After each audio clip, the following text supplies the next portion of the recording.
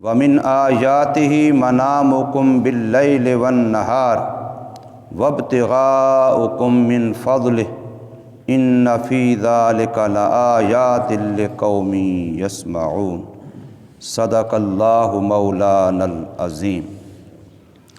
اور اس اللہ تبارک و تعالی کی قدرت کی نشانیوں میں سے ہے آسمانوں کا پیدا کرنا اور زمینوں کا پیدا کرنا، اور تمہاری زبانوں کا مختلف ہونا اور تمہارے رنگوں کا مختلف ہونا، بے شک اس میں البتہ قدرت کی نشانیاں ہیں علم والوں کے لیے۔ اور اس اللہ تبارک و تعالی کی قدرت کی نشانیوں میں سے ہے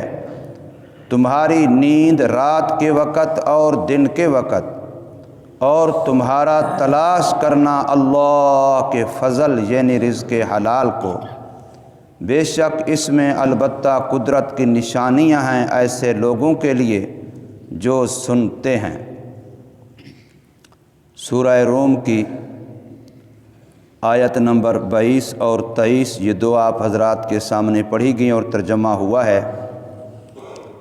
ان دو آیتوں میں اللہ تبارک و تعالی نے اپنے الہ برحق ہونے کی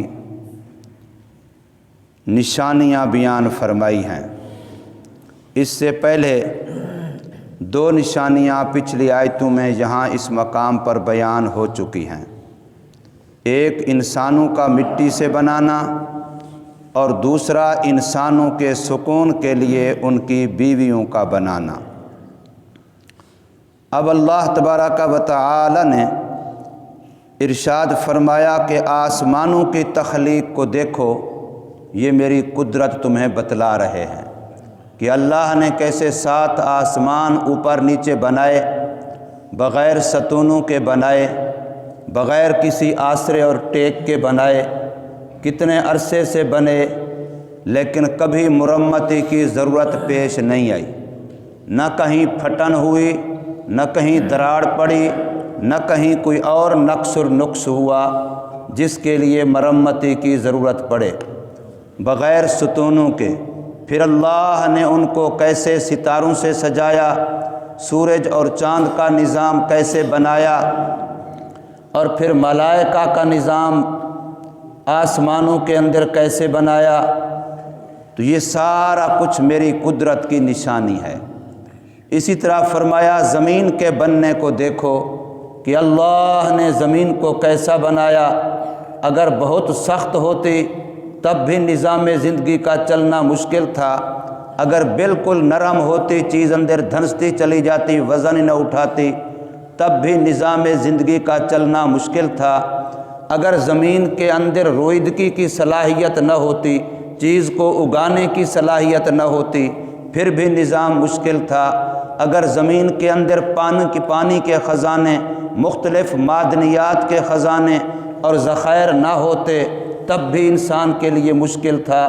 زمین اگر اوپر والی کسی چیز کو اپنے اندر قبول نہ کرتی تب بھی نظام مشکل تھا۔ اللہ تبارک و تعالی نے زمین کو کیسا بنایا، کن صلاحیتوں والا بنایا، کن لیاقتوں والا بنایا کہ پانی لگاؤ، اس کے اندر بیج ڈالو، کیا کیا چیزیں بنا دیتی ہے، اگا دیتی ہے رب کائنات کی قدرت سے، اللہ کے حکم سے۔ تم بیج ڈالتے ہو، وہ بیج تم منہ میں ڈالو تو وہ کڑوا ہوتا ہے، لیکن اس بیج سے جو پودا اگتا ہے اس پر جو پھل لگتا ہے وہ میٹھا ہوتا ہے۔ تو اس لیے فرمایا آسمانوں کا نظام یہ بھی میری قدرت کی نشانی ہے، اور زمینوں کا نظام یہ بھی میری قدرت کی نشانی ہے۔ وَاخْتِلَافُ أَلْسِنَتِكُمْ، اور تم اپنی زبانوں کا اختلاف دیکھو، کوئی فارسی بول رہا ہے، کوئی عربی بول رہا ہے، کوئی سرائکی، کوئی پنجابی، کوئی اردو،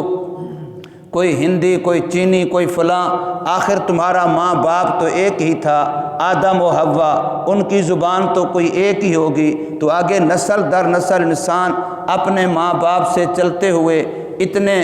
زبانیں کیسے بن گئیں، اتنی لغتیں کیسے بن گئیں، اتنے انداز اور لہجے کیسے بن گئے۔ بچہ بولے نظر نہ آ رہا ہو، سننے والے کہتے ہیں کوئی بچے کی آواز لگتی ہے، عورت بولے نظر نہ آ رہی ہو، آواز سن کے پتہ لگتا ہے کسی عورت کی آواز لگتی ہے، مرد بولے بڑی عمر کا ہو، آواز سن کے پتہ لگتا ہے کوئی بڑی عمر کا مرد بول رہا ہے۔ یہ اختلاف کس نے رکھا ہے؟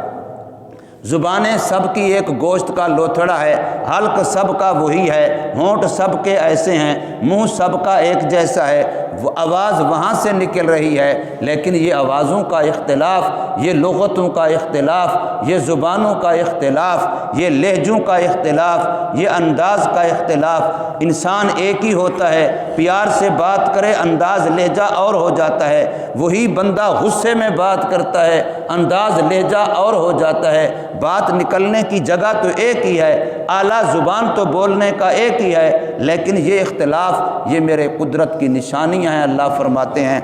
تو اللہ نے فرمایا کہ یہ بھی میری قدرت کی نشانی ہے۔ وَأَلْوَانِكُمْ، اپنے رنگوں کو دیکھو، ایک ہی ماں ہے، ایک ہی باپ ہے، انہی کے 4 بچے ہیں، 5 بچے ہیں، ہر ایک کا رنگ الگ الگ ہے، ہر ایک کی جسامت الگ الگ ہے، قد و قامت الگ الگ ہے، موٹا پتلا ہونا الگ الگ ہے، مختلف صلاحیتوں میں جدائی ہے، نہ سب کی ذہانت ایک جیسی ہے، نہ سب کی یادداشت ایک جیسی ہے، نہ سب کی شرافت ایک جیسی ہے، نہ سب کے اندر باقی کمالات ایک جیسے ہیں۔ تو یہ اختلاف یہ میری قدرت کی نشانی ہے۔ اسی طریقے سے فرمایا ان فی ذالک لآیات للعالمین، لیکن یہ قدرت کی نشانیاں جن میں ایک ایک نشانی کے اندر کئی کئی نشانیاں ہیں، لیکن یہ سمجھ تب آتی ہیں جب بندہ علم والا ہو۔ للعالمین، جن بندوں کے پاس اللہ تبارک و تعالی نے علم کی دولت دی ہے، قرآن و سنت کو جانتے ہیں سمجھتے ہیں، ان کو پتہ چلتا ہے کہ اللہ تبارک و تعالی کی ان چیزوں میں قدرت کی کتنا بڑی نشانیاں ہیں۔ اور فرمایا یہ بھی میرے اللہ کی قدرت کی نشانی ہے کہ تمہیں 24 گھنٹے اگر کام پہ لگے رہتے، نیند والا سسٹم ہی نہ ہوتا، آرام والا سسٹم ہی نہ ہوتا تو انسان پر کیا بیتتی، یا سارا ہی سوتڑ بن جاتے، نیند ہی نیند ہوتی تو پھر نظام زندگی کیسے چلتا؟ اللہ نے رات اور دن کا نظام بنایا، پھر رات اور دن دونوں کے اندر سونے کا نظام بھی بنایا اور دونوں کے اندر رزق حلال کمانے کا نظام بھی بنایا۔ عام آیات قرآنیہ کے اندر رات سونے کے لیے اور دن کمانے کے لیے، لیکن یہاں اللہ نے نیند کی نسبت بھی دونوں کی طرف کی کہ سونا تمہارا رات میں بھی اور سونا تمہارا دن میں بھی۔ ہاں البتہ رات میں سونا زیادہ ہوتا ہے، دن میں سونا کم ہوتا ہے۔ حدیث پاک کے اندر قیلولہ جو دوپہر کے وقت کا سونا ہے، اس کی بڑی فضیلت آئی ہے، اس کے لیے باقاعدہ نبی پاک صلی اللہ علیہ وسلم نے ترغیب دی ہے کہ دن کو تھوڑا سا قیلولہ کیا کرو، تھوڑا سا آرام کیا کرو، چاہے وہ چند منٹوں سیکنڈوں کا ہو، چاہے وہ تھوڑے وقت کا ہو،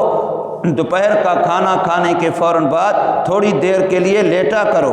جو بندہ ایسا کرتا ہے فرمایا رات کو اٹھنا اس کے لیے آسان ہو جاتا ہے، خصوصاً جو لوگ رات کو تہجد کا اہتمام کرتے ہیں، رات کی عبادت کا ذوق رکھتے ہیں، ان کے لیے دوپہر کا قیلولہ یہ بہت ضروری ہے، اور یہ نبی پاک صلی اللہ علیہ وسلم کی سنت مبارکہ ہے، اس سونے میں مستقل ثواب ہے۔